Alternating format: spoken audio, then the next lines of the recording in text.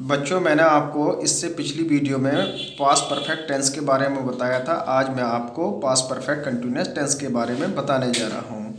और इस टेंस की पहचान होती है जिन वाक्यों के अंत में रहा, था, रही थी, रहे थे आदि शब्द आते हैं। इस प्रकार के वाक्य पास्ट परफेक्ट कंटिन्यूअस टेंस के कहलाते हैं। इस प्रकार के वाक्यों में कार्य लगातार भूतकाल में जारी रहता है। इस प्रकार के वाक्यों में समय का बोध भी कराया जाता है। अब देखिए, हम इसका अफर्मेटिव फॉर्मूला लिखेंगे।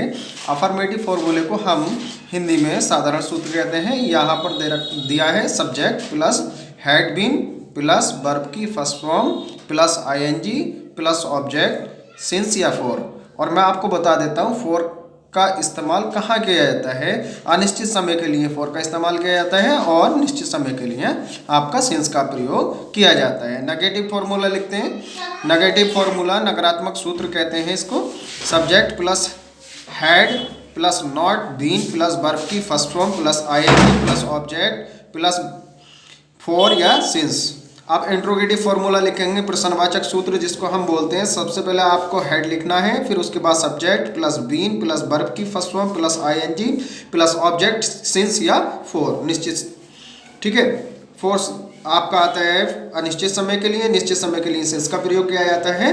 क्वेश्चन वर्ड सबसे पहले लिखेंगे। आपका दो स्टेप का होता है इंट्रोगेटिव वाक्य। पहला स्टेप में आपका क्वेश्चन वर्ड पहले दिया जाता है और क्वेश्चन वर्ड दूसरे स्टेप में आपका वाक्य के बीच में दे दिया जाता है। तो इसका फॉर्मूला हम लिखते हैं question word plus had plus subject plus verb की first form plus ING plus object plus since या फॉर। अब देखिए, अफर्मेटिव वाक्यों को बनाना शुरू करते हैं, स्टार्ट करते हैं। पहला वाक्य आपका, मैं कल 2 बजे से एक पुस्तक पढ़ रहा था। तो सबसे पहले आप देख लीजिए, यहाँ पर सब्जेक्ट आपका आई है, तो यहाँ लिखेंगे हम आई। और आई आपका प्लूरल में आता है। देखिए, और इसमें सबसे पहली बात यह है, सबसे बड़ी बात यह है कि इसमें आपका सिंगुलर नाउन हो या प्लूरल नाउन हो, सिर्फ केवल इसमें मैन लिंकिंग वर्ब जो सेंटेंस को बनाने में सहायक होती है, केवल इसमें हेड का प्रयोग करेंगे। तो यहाँ लिखेंगे हैड, आई हैड बीन। अब देखिए, यहां सीधे सीधे बोल रहा है रीडिंग, पढ़ रहे हैं, पुस्तक पढ़ रहे हैं, तो लिखेंगे रीडिंग। अब क्या पढ़ रहे हैं? आ बुक। और कब से पढ़ रहे हैं? 2 घंटे से। कितने घंटे से? For 2 hours yesterday. For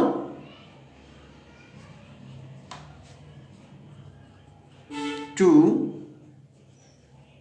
hours yesterday. Yesterday का आप पहले भी लिख सकते हैं, बाद में भी लिख सकते हैं। अब दूसरा वाक्य, तुम कल 2 घंटे से उपन्यास पढ़ रहे थे। कब पढ़ रहे थे? 2 घंटे से। तो आप यस्टरडे आप पहले भी लगा सकते हैं, बाद में भी लगा सकते हो। सबसे पहले लिखेंगे you had been reading a novel for 2 hours. For 2 hours yesterday. इस तरीके से आपका कंप्लीट हो जाता है। अब देखिए, नेगेटिव वाक्य लेंगे हम। तो इसमें ये कह रहा है कि मैं 1 घंटे से स्नान नहीं कर रहा हूं। तो सबसे पहले आप लिखेंगे आई हैड नॉट बीन और वॉथिंग। ठीक। अब लिख देंगे फॉर एन आवर्स। इस तरीके से नेगेटिव बनकर तैयार हो जाता है आपका। नेक्स्ट वाक्य लेते हैं, हम 2 बजे से हॉकी नहीं खेल रहे हैं। क्या? हम 2 बजे से हॉकी नहीं खेल रहे हैं। तो लिखेंगे we had not playing hockey. इस तरीके से हमने लिखा। अब देखिए, कब से खेल रहे हैं? 2 बजे से। तो ये निश्चित समय हो गया। अब घंटे के बारे में नहीं बोल रहा है, निश्चित समय के बारे में बोल रहा है। तो लिखेंगे सिंस 2 o'clock। इस तरीके से बनकर कंप्लीट हो जाता है। अब इंट्रोगेटिव वाक्य ले लेते हैं। पहला स्टेप का मैंने यहां बताया था फॉर्मूला के पहले स्टेप में आपका मैन लिंकिंग वर्ब को पहले रख दिया जाता है। देखिए, यहां पर सबसे पहले ही स्टेप पे आपका क्वेश्चन वर्ड दे रखा है। तो सबसे पहले लिखेंगे आप हैड। क्या लिखेंगे? Had you been playing